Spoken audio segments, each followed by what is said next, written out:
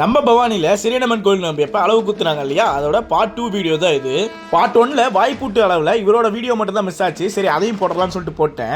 இருக்கிறதுலே வாய்ப்பூட்டில் இவரோட அளவு மட்டும் தான் கொஞ்சம் சின்னதாக இருக்க மாதிரி இருந்துச்சு. ஆனால் செம்ம ஷார்ப்பாக இருந்துச்சுப்பா. குத்திட்டு இறக்குறாங்க, சர்றன்னு இந்தாண்ட வந்துருச்சு. பார்க்கவே செம்ம டர்ராக இருந்துச்சு. சேம் அதே மாதிரி தான் குத்திட்டு அளவு பார்த்துட்டு இருக்காங்க, இந்தாண்ட கரெக்டாக இருக்கா அந்தாண்ட கரெக்டாக இருக்கான்னு. வாய்ப்பூட்டு அளவு முடிச்சதுக்கப்புறம் அந்த தொங்குவாங்க இல்லையா, அந்த அளவு, அதான் அந்த ஏரோப்ளைன் அளவுன்னு சொல்லுவாங்க இல்லையா, அந்த அளவு போட்டுட்டு இருந்தாங்க. அளவு குத்துறதுக்கு முன்னாடி மாலையெல்லாம் போட்டு அவர் முதுகுல மார்க் போட்டு வச்சிருந்தாங்க. மார்க்லாம் பண்ணதுக்கு அப்புறம் எங்கிருந்து இவ்வளவு பெரிய கத்தி எடுத்துட்டு வந்தாங்கன்னு தெரியல. அந்த கத்தியில நல்லா வெண்ணெய் பூசி எடுத்துட்டு வந்தாங்க. இதுல முதுகுல வேற தட்டிட்டு இருக்காங்க, தோல் வேற கிடைக்க மாட்டேங்குதுன்னு சொல்லி. தோலை நல்லா தட்டிட்டு தோல் கிடைச்சதுக்கு அப்புறம் அந்த கத்தி எடுத்து ஒரு இறக்குனா இங்க பாருங்க, அப்பா சாமி. பார்க்க பயங்கரமா இருந்தாலும் அவங்களோட வேண்டுதல் அப்படி, அதை நம்ம எதுவும் சொல்ல முடியாது. இது மாதிரி நிறைய கத்தி குத்துனாங்க. நான் ஒரு 3 கத்தி மட்டும் தான் எடுத்தேன். அதுக்கப்புறம் அந்த இடத்துல நான் நிக்கல, எனக்கு ஒரு மாதிரி ஆயிடுச்சுன்னு சொல்லிட்டு ஓடி வந்துட்டேன்.